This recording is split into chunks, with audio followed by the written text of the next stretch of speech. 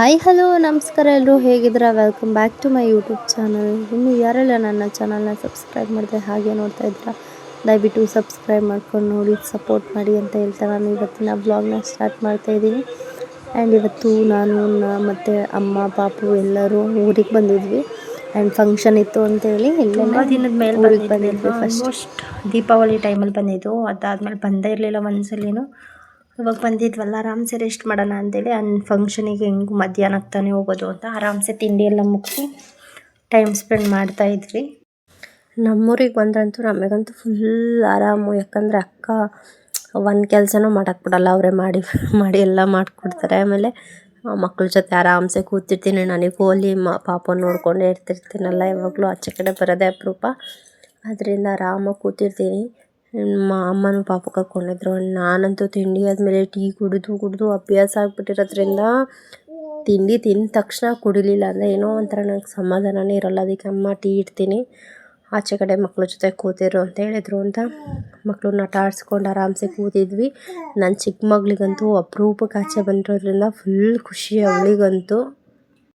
ಮತ್ತು ನಾನು ರೆಡಿ ಎಲ್ಲ ಆಗಿ ಫಂಕ್ಷನಿಗೆ ಬಂದ್ವಿ. ವ್ಲಾಗ್ನೇ ಕಂಟಿನ್ಯೂ ಮಾಡಿರಲಿಲ್ಲ, ಮತ್ತು ಇವಾಗ ಮಾಡ್ತಾಯಿದ್ದೀನಿ. ಆ್ಯಂಡ್ ಇವರು ನಮ್ಮಣ್ಣ, ಇವ್ರ ಮಿಸ್ಸಸ್ಸಿಗೆ ಸೀಮಂತ ಇತ್ತು. ಆ್ಯಂಡ್ ತುಂಬ ಮದುವೆ ಟೈಮಲ್ಲಿ ಬಂದಿರಲಿಲ್ಲ ನಾವು, ಯಾಕಂದರೆ ನನಗೆ ಆಗ ಲಾಸ್ಟ್ 9 months ಏನೋ ಆಗಿತ್ತು, ಅದಕ್ಕೆ ಬರಲಿಲ್ಲ. ಆ್ಯಂಡ್ ಅದಕ್ಕೆ ಇದಕ್ಕೆ ಫಂಕ್ಷನಿಗೆ ಮಿಸ್ ಮಾಡಿದೆ ಬನ್ನಿ ಅಂತ ಹೇಳಿದ್ರು, ಅದಕ್ಕೆ ಬಂದ್ವಿ.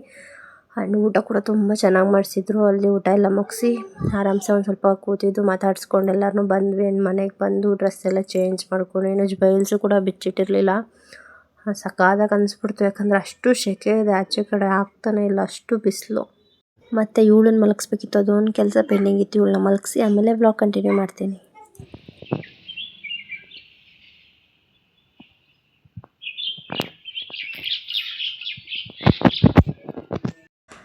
ನಾನು ವ್ಲಾಗ್ನ ಬೆಳಗ್ಗೆಯಿಂದ ಕಂಟಿನ್ಯೂ ಮಾಡ್ತಾಯಿದ್ದೀನಿ. ಆ್ಯಂಡ್ ಇವತ್ತು ಊರಿಗೆ ಹೊರಡ್ತಾ ಇದ್ವಿ.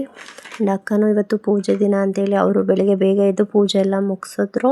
ಆ್ಯಂಡ್ ನಮಗೆ ಪಾಪ ಬೆಳಗ್ಗೆನೇ ತಿಂಡಿ ಎಲ್ಲ ಮಾಡಿಕೊಟ್ರು, ಯಾಕಂದರೆ ನಾವು ಬೇಗನೆ ಹೊರಡ್ತೀವಿ ಅಂತೇಳಿ ಹೇಳಿದ್ವಿ, ತಿಂಡಿ ಮಾಡ್ಕೊಂಡು ಹೋಗಿ ಅಂತೇಳಿ. ಅವಳು ಪಾಪ ಬೇಗ ಎದ್ದು ಕೆಲಸ ಎಲ್ಲ ಮುಗಿಸಿ ಪೂಜೆ ಎಲ್ಲ ಮುಗಿಸಿದ್ವಿ. ನಾವು ಬೇಗ ಈಗ ತಿಂಡಿನ ಮುಗಿಸಿ ಊರಿಗೆ ಹೊರಡಬೇಕು. ಆ್ಯಂಡ್ ನಮ್ಮ ಅಕ್ಕನ ಮಗ ಬೇರೆ ನಾನು ಬರ್ತೀನಿ ಅಂತ ಹೇಳ್ತಾ ಇದ್ದ. ಆ್ಯಂಡ್ ಅವಾಗವಾಗ ಬರೋಣ ಅಂತ ಅನ್ಕೋತೀವಿ, ಆಗೋದೇ ಇಲ್ಲ. ಇವಾಗ ನನ್ನ ಪರಿಸ್ಥಿತಿ ಹೆಂಗಿದೆ ಅಂದರೆ, ಎಲ್ಲಾದರೂ ಹೋದರೆ ಅಮ್ಮನ ಹತ್ರ ಪಾಪು ಬಿಟ್ಬಿಟ್ಟು ಹೋಗಬೇಕು, ಇಲ್ಲ ಅಂದರೆ ಹೋಗಲೇಬಾರ್ದು ಆ ಥರ. ಅದರಿಂದ ನಾನು ಎಲ್ಲೂ ಬರೋಕ್ಕೆ ಆಗ್ತಾಯಿಲ್ಲ.